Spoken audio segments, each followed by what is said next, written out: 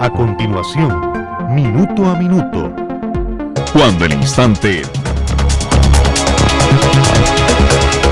¿Qué tal? Muy buenos días, bienvenidos a Minuto, nuestro espacio de entrevistas y análisis aquí en Radio Monumental. El día de hoy, en compañía del señor viceministro de Ingresos del Ministerio de Hacienda, don Álvaro Ramos, y vamos a conversar sobre nuestras obligaciones como contribuyentes. ¿Sabían ustedes que como contribuyentes dejamos de pagar más de 1 billón de colones en impuestos durante el 2010? Y cuando decimos 1 billón de colones, un número tan grande, estamos hablando de 1 millón de millones, ¿correcto? En español es 1 millón de millones de colones que dejamos de pagar con actividades lucrativas, estamos hablando particularmente. ¿Por qué? ¿Por qué es que sucede esto? De eso es que vamos a hablar el día de hoy junto con Álvaro Ramos, a quien le damos la más cordial bienvenida. Gracias por estar con nosotros, señor viceministro.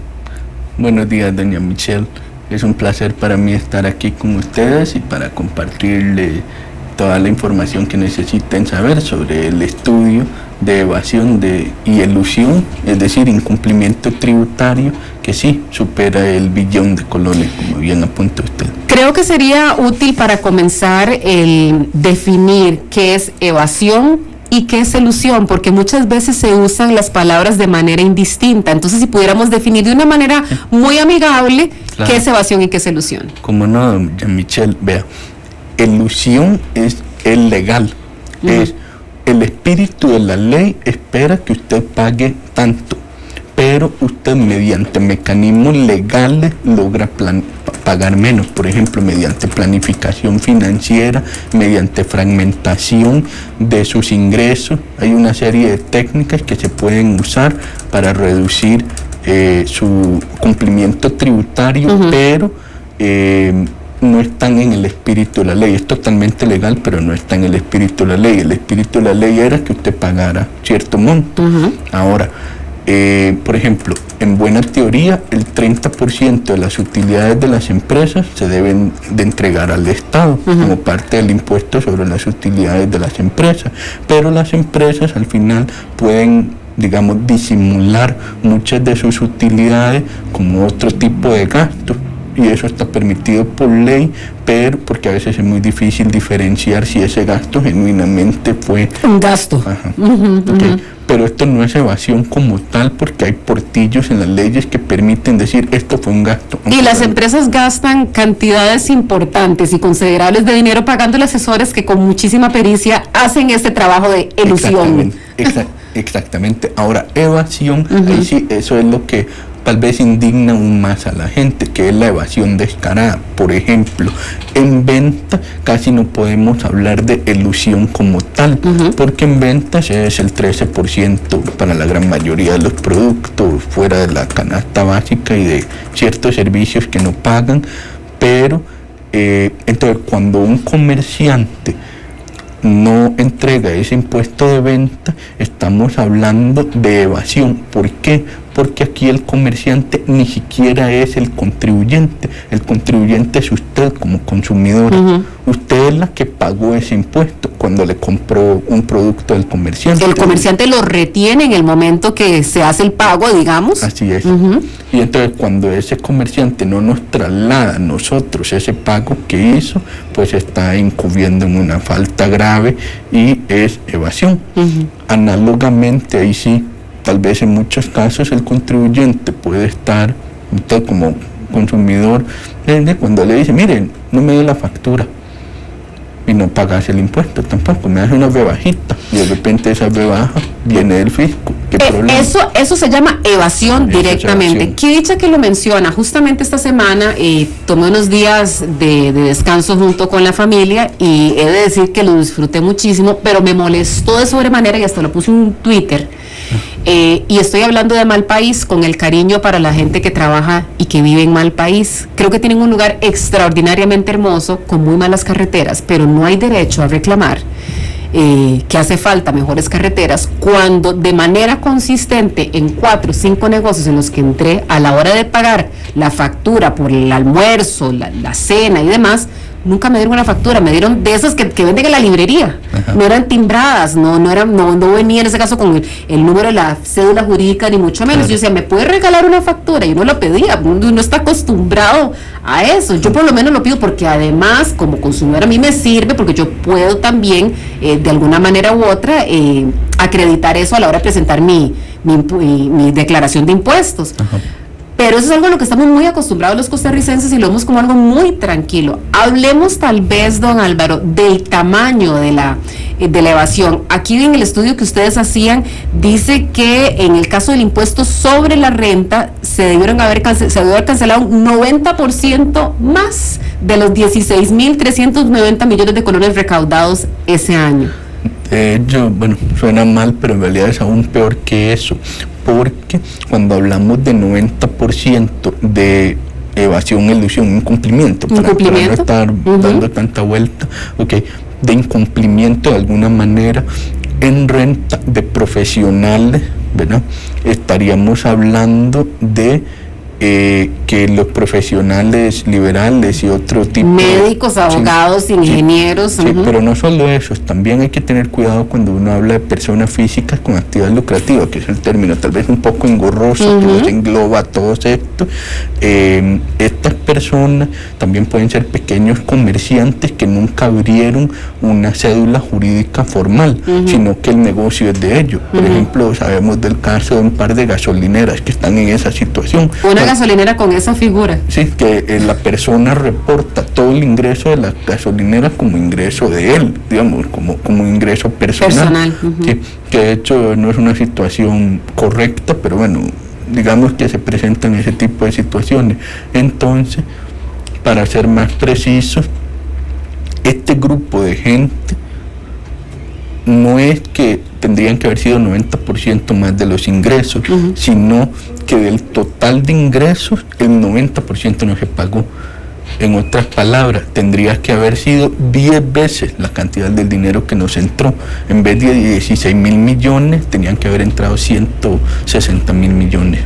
Ese es el monto. Sin embargo, aunque a usted le sorprenda, aunque el número suena muy espectacular a la hora de hablar de 90% de evasión, en realidad este 90% parte de lo que llamaríamos, suena un poco raro, pero no es una base tan grande. Entonces, en el caso de cédulas jurídicas o sociedades jurídicas o empresas, como se sientan más cómodos pensando en el término, las empresas se evaden 60%, que parece menos, pero a la hora de hablar del monto es mucho más. Su contribución finalmente al fisco es la que más duele, que más duele. Eso me llamaba a la próxima pregunta. ¿Quiénes son los que evaden más? Me está diciendo que por práctica las personas, los individuos, pero las que más pesan por su contribución en ese caso al pago de impuestos son las empresas, evidentemente.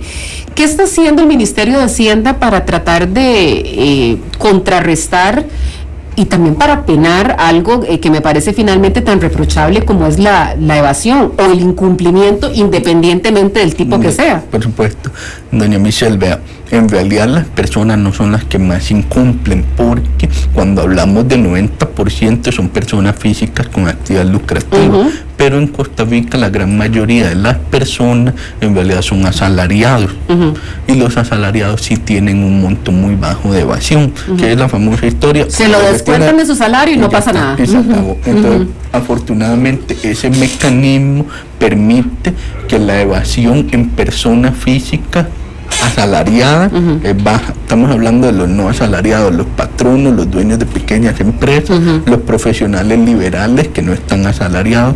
Esos son con los que tenemos muchos problemas.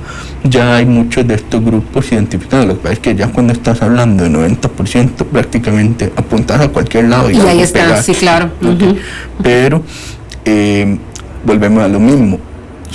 Ahora el 90%, supongamos que lo logramos reducir un montón, que lográramos reducirlo, qué sé yo, porque claro, hay muchos de estos que son informales, entonces también en ese sentido están como fuera del sistema. Este 90% están totalmente fuera del sistema, y habría que empezar con una estrategia gubernamental que ya se están dando de atraerlos al sector formal, y ya dentro del sector formal empezar a inscribirlos como contribuyentes y demás.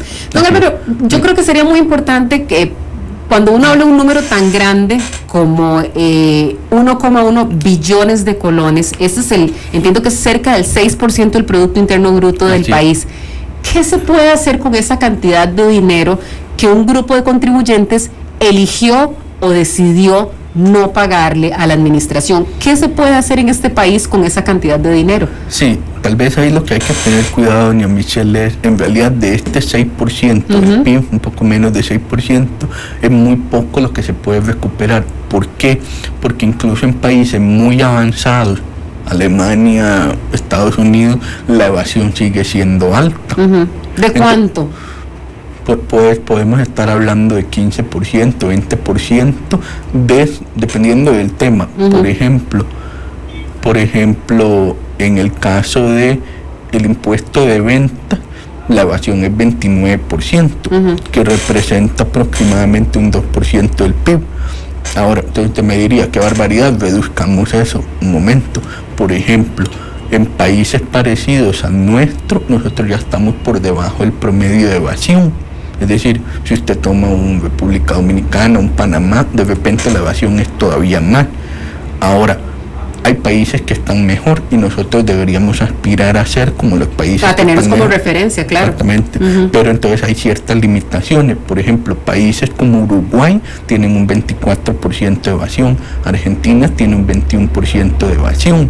Podríamos aspirar a eso, pero si usted reduce la evasión de hoy de 29 a 24 con un esfuerzo muy grande, estás hablando de 0.3 del PIB, no estás hablando de que vas a reducir la evasión en venta el 2% completo del PIB, vas a reducirla a 0.3, 0.35, eso lo podemos hacer y hemos venido haciéndolo porque este estudio es del 2010, tenemos la esperanza de que poco a poco vamos a poder llegar a estos niveles más reducidos de evasión. Don Álvaro, permítame un segundito que tenemos una llamada telefónica. Es Roberto que nos llama desde Heredia. Don Roberto, disculpe porque lo hemos hecho esperar, pero queríamos escuchar su consulta. No sé si es directamente para el señor viceministro o bien su comentario. Muy buenos días y adelante. Gracias, doña Michelle. Don Álvaro, muy buen día.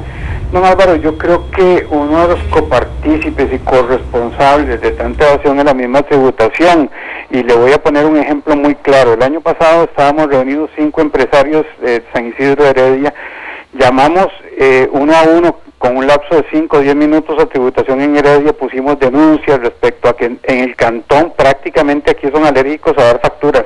Ningún abogado, los doctores que hay, en los restaurantes, etcétera, etcétera, de todos los distritos no dan facturas. Pusimos las denuncias y prácticamente han pasado 11 meses de que esas denuncias se pusieron y en Heredia nunca nos han dado respuesta y hemos dado seguimiento. Así que hay una corresponsabilidad por parte de los funcionarios que no atienden las denuncias. Y también quiero hacer una acotación respecto a cuando uno anda de paseo con la familia y utiliza las facturas por los gastos en que incurre en ese momento. Realmente esos gastos no deberían de ser deducibles del impuesto de renta, porque el impuesto de renta uno deduce lo que es específicamente gastos propios del trabajo y no de la recreación. Muchas gracias.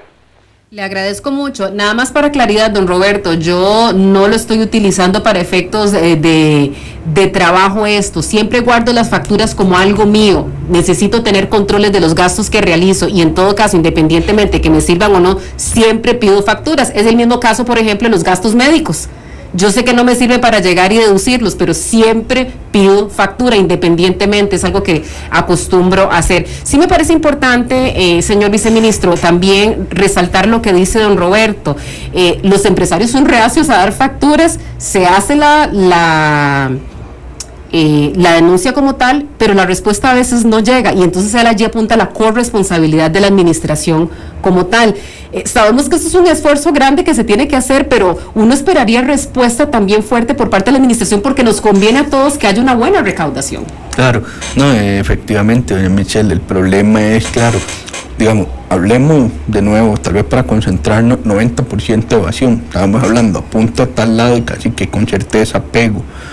De ahí, como el caballero don Roberto apuntaba, denuncias, recibimos muchísimas denuncias todos los días, tratamos de atender las que podemos y buscamos mejorar y cada vez hay que mejorar más pero llega un momento en que hay que priorizar, porque no tenemos tanto personal, lamentablemente, y es una guerra. Bueno, nosotros somos 1.000 fiscalizadores, 2.000 funcionarios en Hacienda, y ahí afuera hay un país de 4,5 millones. Necesitamos que el país colabore con nosotros, necesitamos cambiar la cultura fiscal.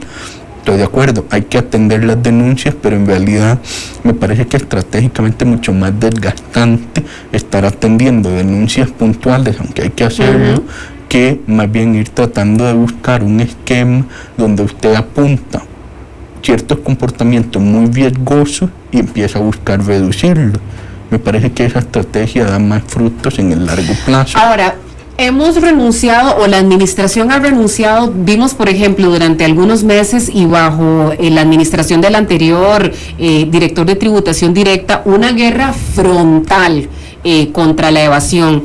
Dejamos de escuchar eso de que se cierra tal negocio o que se percibía tal, ahora lo que se publica son las listas de quienes están morosos en el pago de ciertos impuestos, y eso se ha venido haciendo desde hace mucho tiempo, pero no el exponer a la persona que se le cierre su empresa, se le pone candado y se le pone la cinta que dice esta persona está incumpliendo sus deberes tributarios. Eso se abandonó como un estilo finalmente de persecución a ese tipo de insolencia tributaria a la persona que no pagaba, a la empresa que no pagaba. ¿Eso se dejó de hacer? No, en realidad creo que ha habido un replanteamiento de la estrategia, porque efectivamente don Francisco hacía un magnífico trabajo, don Carlos Vargas también hace un magnífico trabajo. Me parece que el replanteamiento va más por el lado de que la estrategia de don Francisco fue muy efectiva. Logramos un aumento grande en la participación de contribuyentes el año pasado. En otras palabras, estos pequeños contribuyentes, los insolentes, los que estaban totalmente desaparecidos, empezaron a aparecer. Eso rindió buenos frutos en términos de número de contribuyentes, pero como hemos apuntado antes, 90% de los contribuyentes y apenas es 0.9% del PIB, ¿verdad?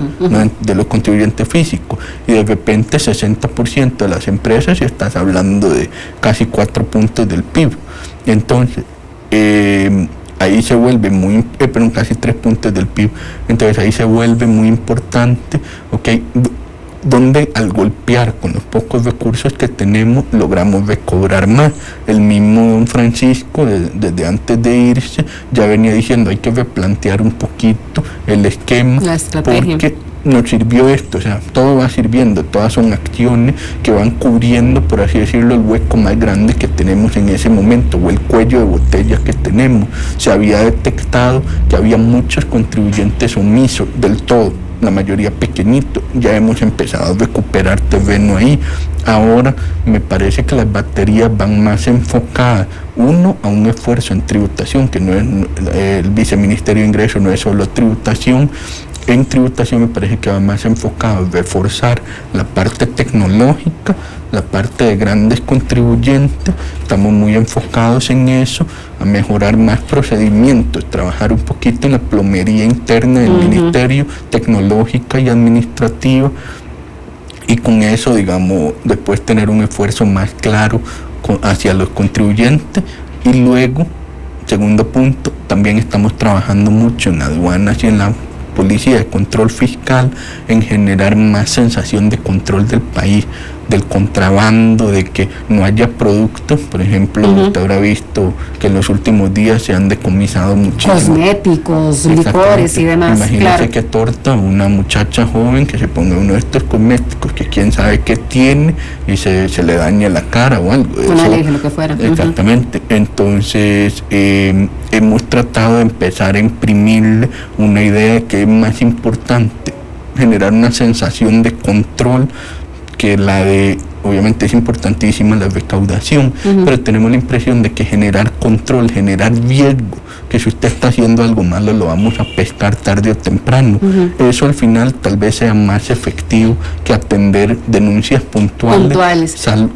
Pero en el caso de don Roberto, si él ya lleva tantos meses y es algo tan, digamos, común en la zona, tal vez sea importante atenderlo, por supuesto que sí. A mí me llama un montón la atención eso, ¿verdad? Que todavía, y eso es como una cruzada casi que personal, como que si fuera electivo, con factura o sin factura, que le pregunto, no, la factura me la da, Siempre. así me la tiene que dar, así como yo le doy la tarjeta y estoy pagando con mi tarjeta, así con el voucher me tiene que dar la tarjeta, las dos cosas. Entonces no es que me tenga que volver yo y decirle, me regala la factura, no es selectivo, eso es algo que me lo tienen que dar, claro, sencillamente.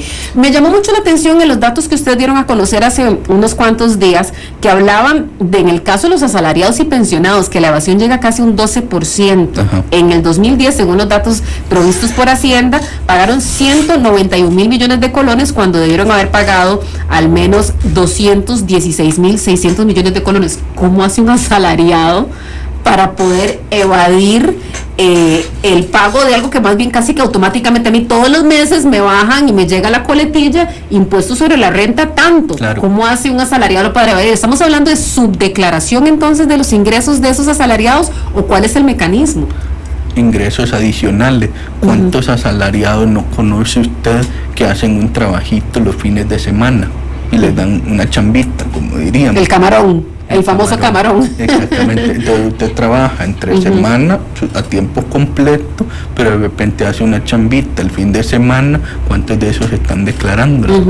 Y ahí hay un problema. Si usted ya superó el mínimo exento en el salario, que es aproximadamente de 700.000 colones mensuales, usted tiene que declarar todo el ingreso adicional al 10%. Al 10%. Entonces de ahí es donde viene mucho de esto. ¿Cuántos pensionados no trabajan también adicionalmente después de la pensión? Tienen alguna fuente de ingresos adicionales. Exactamente. ¿Qué dicha que hablamos de eso? Hoy hace 8 días exactamente entrevisté al Pate Centeno, al futbolista que se va a retirar. Hoy es su partido de retiro y demás. Entonces le pregunté, ¿y cuánto gana usted? Y no me soltó el numerito. No quiso soltar el famoso numerito.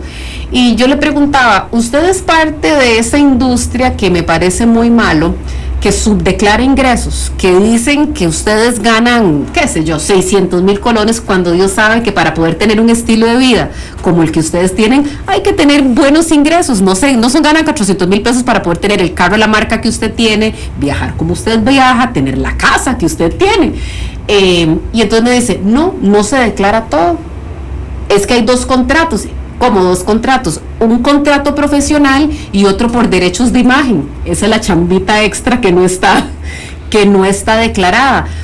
¿Qué tipo de atención le pone, por ejemplo, Hacienda a estas industrias que sabemos que generan bastante dinero?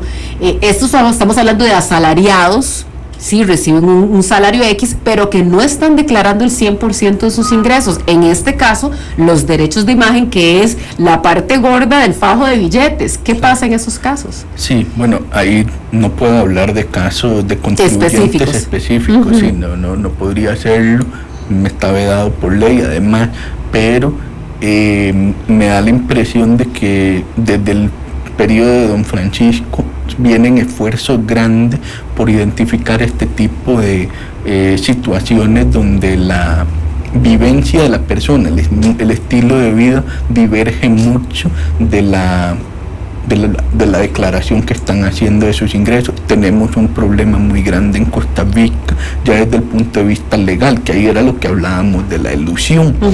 Por ejemplo, en Costa Rica solo tenemos venta territorial y además venta cedular. ¿Qué significa eso? Uno, que solo los ingresos que usted percibe en Costa Rica deben ser declarados.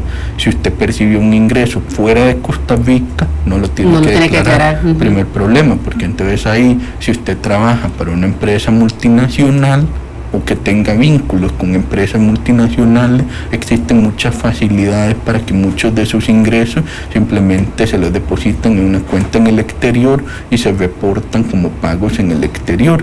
Y eso es extremadamente difícil de rastrear. Claro. De rastrear, y sobre todo tampoco tenemos por qué. Es decir, la ley nos dice a nosotros como funcionarios de Hacienda, revise solo venta territorial. Hay que cambiar la ley a venta mundial para que uno pueda revisar toda la venta mundial. Independientemente de dónde se generen. Exactamente, pero esa es una decisión política, ya no es una decisión que nos corresponde a los funcionarios de Hacienda. Eso se quedó allí en el proyecto precisamente de reforma tributaria, que era una de las grandes reformas que se quería introducir. Había algo de eso, no tenía la profundidad que tiene en otros países, pero era un primer paso importante que teníamos que tomar. y que creo que se debe de volver a comentar esta posibilidad. Me queda un minutito nada más, don Álvaro, y nada más quería cerrar con una consulta. Culturalmente, ¿el tico es dado a evadir? ¿Se la juega? A partir de su experiencia en el Ministerio de Hacienda y en su silla como viceministro de Ingresos, como recaudador por excelencia, ¿el tico culturalmente se la juega y evade? Me parece que no son todos los ticos. Me gustaría pensar que la mayoría de los ticos en realidad no es tanto que se la juegan, es más, tal vez no saben. Tal vez mucha de esta gente que hace una chambita con gusto pagaría por la chambita si supieran que tienen que pagar por ella. Y tal vez no, tenemos que hacer un mayor esfuerzo desde el Ministerio de Hacienda para que el que quiere pagar de verdad nos pueda pagar con facilidad. A mí me tocó una experiencia personal cuando yo quería pagar mi impuesto de la venta el año pasado. Yo estaba estudiando en el exterior, entonces yo solo empecé, digamos, a funcionar laboralmente en Costa Rica el año pasado, y yo hice algunos trabajos y yo quería pagarlo, y vieras cómo me costó averiguar cuánto exactamente es que tengo que pagar, cómo es que se declara, cómo esto. Y la administración no es amistosa. Y eso lo tenemos que hacer más fácil para todos los contribuyentes. No es solo hacerle difícil la vida al que quiere ser un vivo, al que quiere evadir, también es hacérsela fácil al que quiere pagar. Exactamente. Me encanta que terminemos con esa reflexión. El porqué de esta entrevista: quisiéramos que los costarricenses, así como nos gusta exigir, cumplamos con nuestras obligaciones para poder demandar un mejor servicio, por supuesto, a la administración. No se puede hacer chocolate sin cacao. El cacao viene de los impuestos. Muchísimas gracias por haber estado con nosotros hoy en Minuto a Minuto. Dios, si Dios lo permite, el próximo lunes con otra interesante entrevista. Que pasen un muy feliz fin de semana. Cuando el instante no basta, el análisis se encuentra con la realidad. Esto fue Minuto a Minuto, más allá de la noticia, por Radio Monumental.